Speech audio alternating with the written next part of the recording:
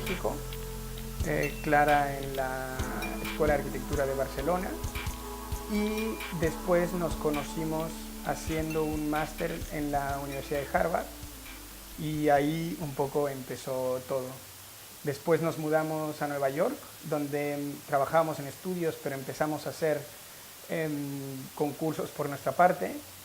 Y luego ganamos un concurso en Barcelona, con lo cual nos mudamos a Barcelona, pero al mismo tiempo empezamos a tener encargos en México. Y entonces desde ese entonces hemos trabajado en en estos dos sitios. A la par somos profesores en la Universidad de Barcelona, en la Escuela Técnica Superior de Arquitectura. Hemos participado también como profesores visitantes. Entonces yo creo que esto sería la última definición de nuestro trabajo, que es esta dicotomía también entre, o no dicotomía, pero este trabajo conjunto entre el despacho de arquitectura, la práctica profesional, y una práctica académica muy presente en nuestra vida cotidiana. Entendemos el despacho un poco a medio camino entre la academia y la profesión pura y dura, ¿no? Intentamos pasárnoslo bien, intentamos investigar mientras trabajamos, ya sea en temas de materialidad, de construcción de materiales y demás, pero también informalmente. O sea, entendemos cada uno de los proyectos como un nuevo reto.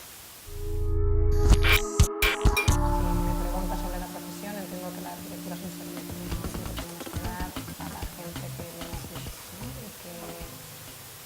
y que por lo tanto ellos vienen con unos ciertos requerimientos y tú lo que tienes que hacer es responder a esos requerimientos.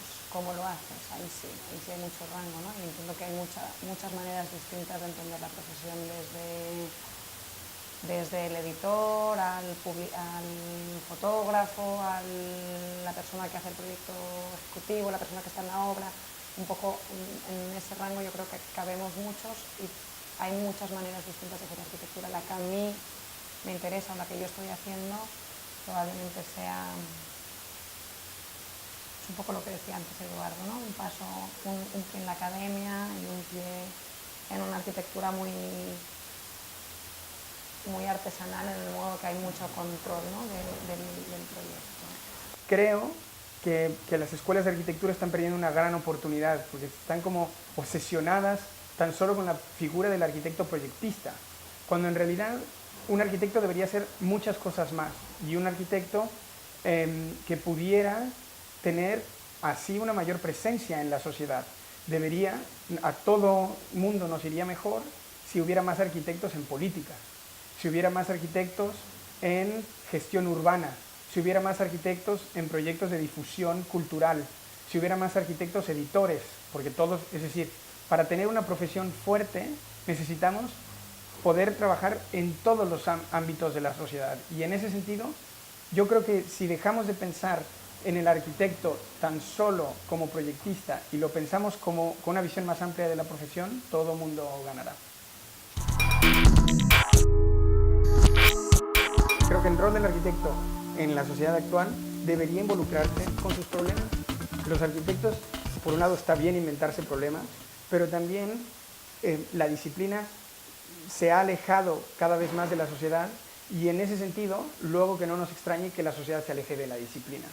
En cuanto más nos acerquemos a la disciplina y en cuanto más entendamos al arquitecto con la figura de un ciudadano más que participe en la construcción de la ciudad o de su sociedad, creo que estaremos mejor.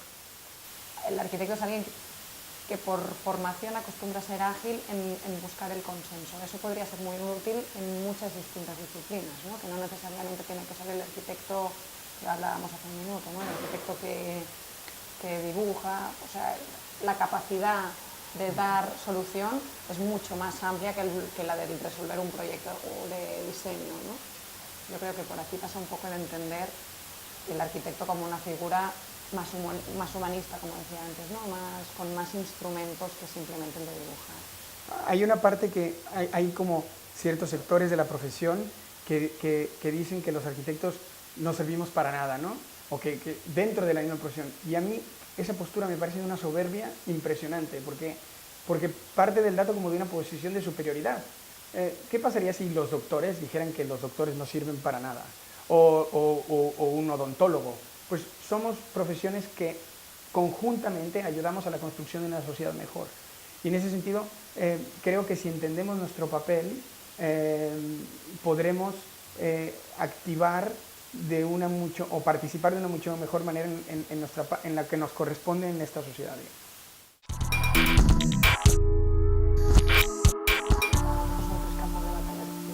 Probablemente la tecnológica es la técnica para nosotros es un vehículo para conseguir otros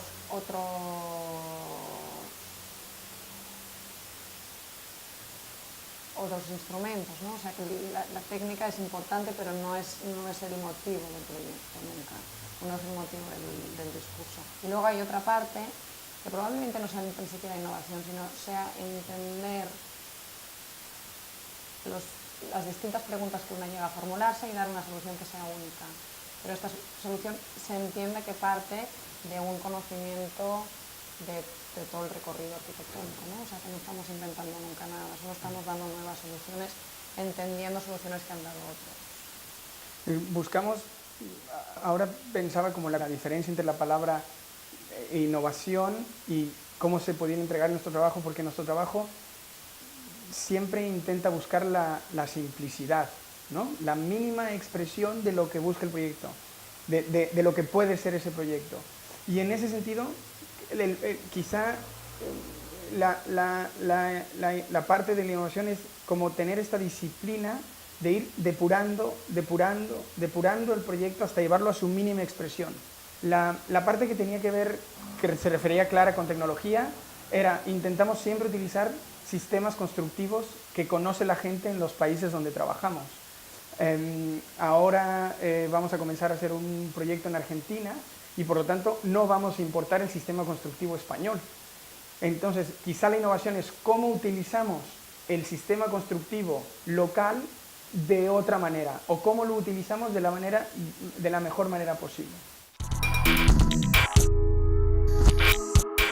Yo creo que hay una cosa que es cierta y es que quizá nosotros no nos concentramos tanto en el networking, sino nos concentramos en que una vez que estamos haciendo un proyecto, hacerlo muy bien.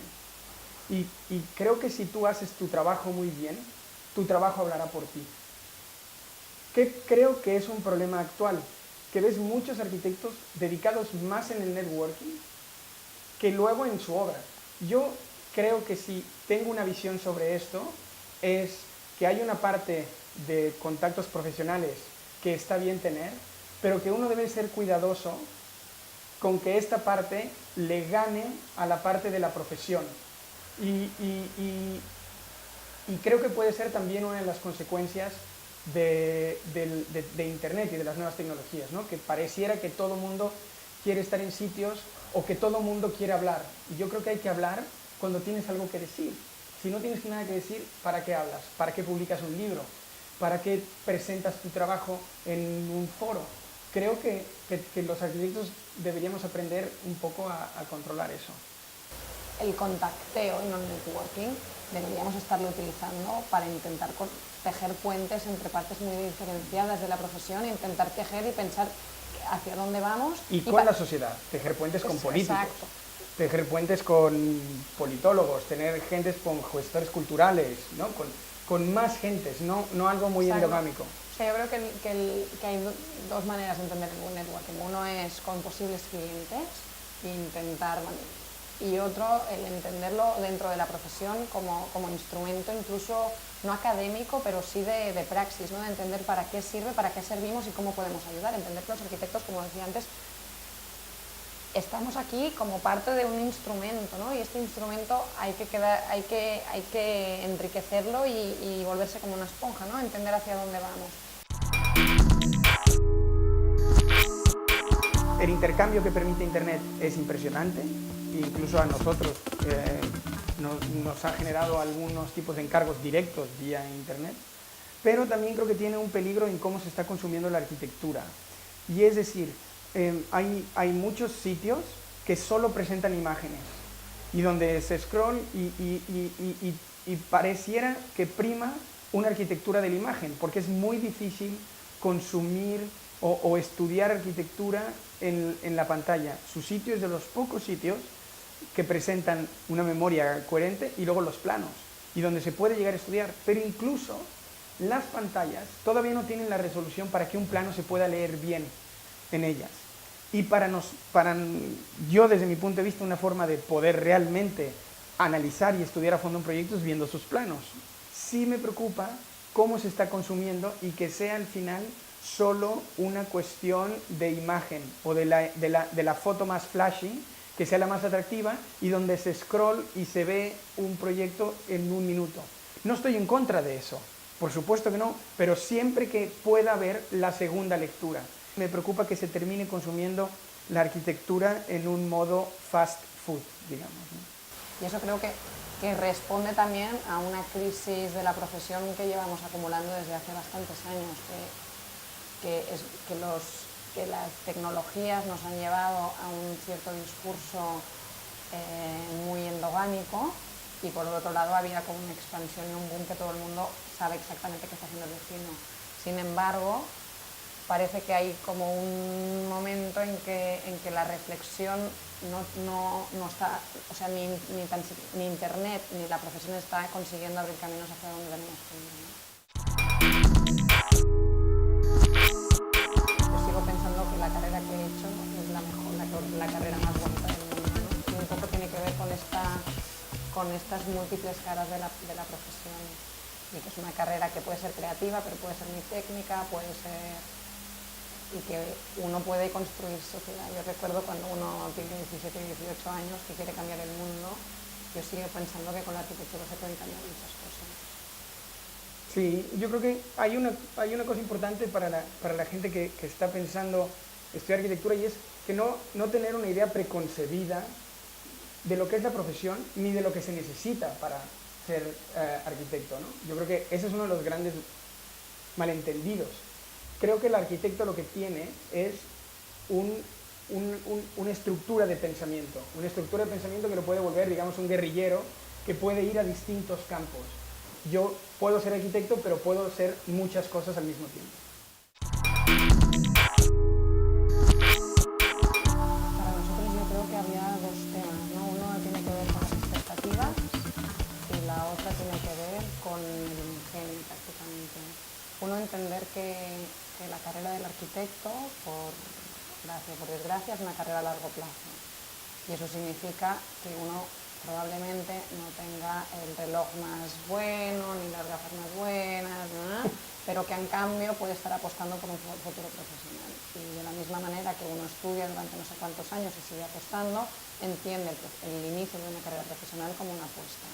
Al margen de esto, uno sobre todo entender que el proceso de generar un despacho es hay un primer paso de inicio de pruebas. Una segunda parte es el entender que cualquier cosa puede volverse un buen proyecto, que solo hay que echarle ganas, ¿no? O sea, que cuando uno le encargan montar una fiesta de no sé qué, que en teoría solo ir ahí a poner unas mesas, a lo mejor ahí puede existir, con un poco de mano izquierda, un momento creativo. Si buscas oportunidades en sitios donde de forma creativa, donde quizá no pensabas que las había para un arquitecto, o estás dispuesto a comenzar con pequeñas cosas y ir trabajando poco a poco en esta figura profesional, creo que es mucho más fácil. Yo la única recomendación que daría es no tener prisa, tener paciencia.